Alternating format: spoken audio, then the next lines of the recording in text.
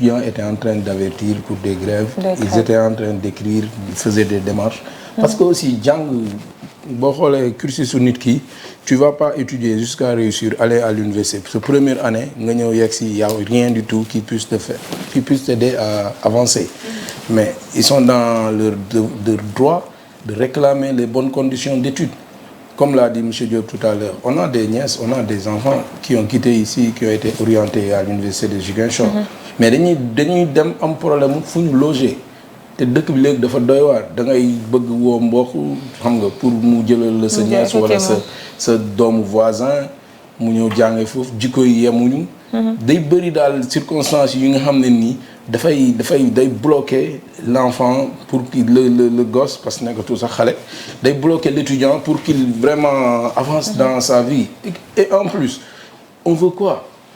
On est en train de demander à ce que les étudiants ils persévèrent dans certaines matières, qu'ils se professionnalisent, qu'ils se spécialisent. Mais c'est pas dans ces conditions-là que ces étudiants vont grandir. Ça ne pourra pas les aider. Moi, on dit le système. C'est ça le système en fait. Le système fait tout pour t'empêcher de réussir.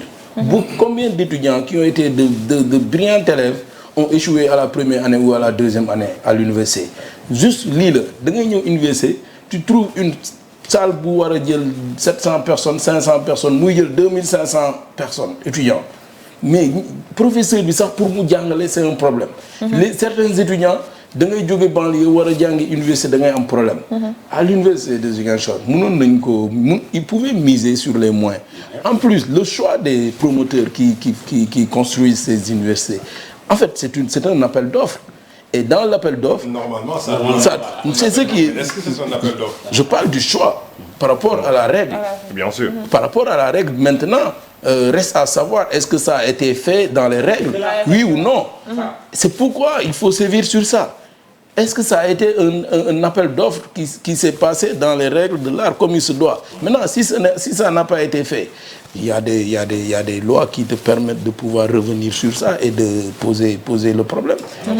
Comme l'a dit M. Diop, il faut avoir un franc-parler et ne pas prendre de décisions à la hâtive. Surtout ça. Au moment où vous êtes présent sur les lieux, vous voyez les étudiants, vraiment vous avez envie de finir ça.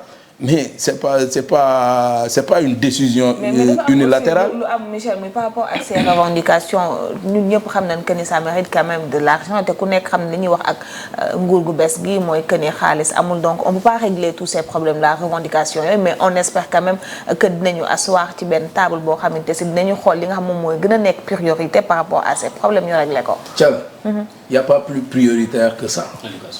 L'éducation. Comme l'a dit M. Diop. Je vois mal qu'on me parle de problèmes de grève parce qu'ils n'ont pas les moyens ou bien les conditions de terminer ces chantiers-là. Il n'y a pas plus prioritaire que ça. Nos enfants, la jeunesse que nous devons former, au moment où nous parlons de Sénégal qui est devenu un pays à dotation factorielle, nos propres enfants doivent maîtriser toutes ces matières sur lesquelles aujourd'hui nous parlons. Nous parlons de produits qui doivent être finis dans ce pays.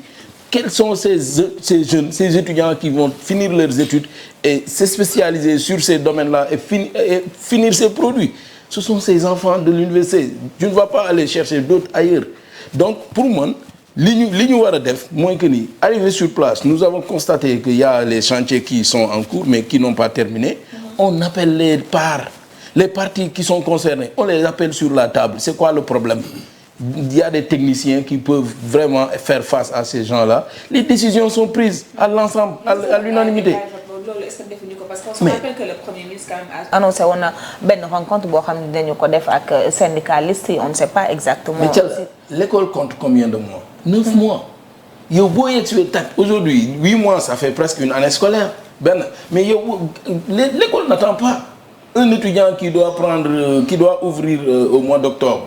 ba tey fii ñu toll nii ubbiwuloo wala jànguloo mais premier cycle bi premier semestre bi deuxième semestre bi fan nga jëm mais année bi bu jàllee tu n'as pas validé l'autre année tu es renvoyé en plus tu perds des années tu perds des années rapidement comme ça moo tax les étudiants là ils vont pas être là à ce qu'on leur dise wax naa ko keroog on leur demande de patienter c'est pas qu'on doit demander de patienter.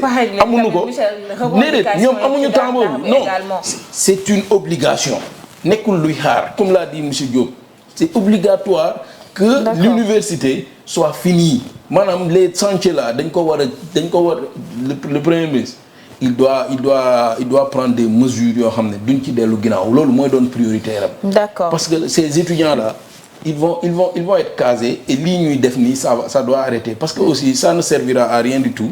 Aujourd'hui un étudiant ku reyante des années ba am bac dem université ngay xeex ak force de l'ordre yi souvent il y a des dérives souvent day dem ba am ay accidenté day dem ba am ñoo xam ne dinañ def naka su dul noonu ñu jàpp leen tëj leen sa carrière bousillée. koo xam ne nii dafa éviter lépp luy banditisme éviter lépp luy fo lépp luy caaxaan jàng ba dugg université rien que pour casse samay condition de jàng war a nekk normal ngay casse ci loolu dem ànd ak say morom ngeen di xeex ba yow malchance ñu jàppale ci tëj la ci carrière un étudiant di brisé wu ñu tëj la sa parents yi yaakaar bi ñu amoon ci yow yàlla bu mu doon benn doom bu góor ñu tëj la ci condition yi parce que dañ la téye la main dans le sac nga def délit bu grave mais dañ lay tëj pour 3 ans sanctionner sa njàng dootul am qu'on sauve nos enfants qu'on sauve nos étudiants s'il vous plaît très bien Michel ça je le lance au président de la République moom mi nga xam ne vraiment xam na bu baax lan mooy région yi ñi ngi ci loolu quand même Michel parce que wax nañu ay non lii warul am déjà on ferme l'université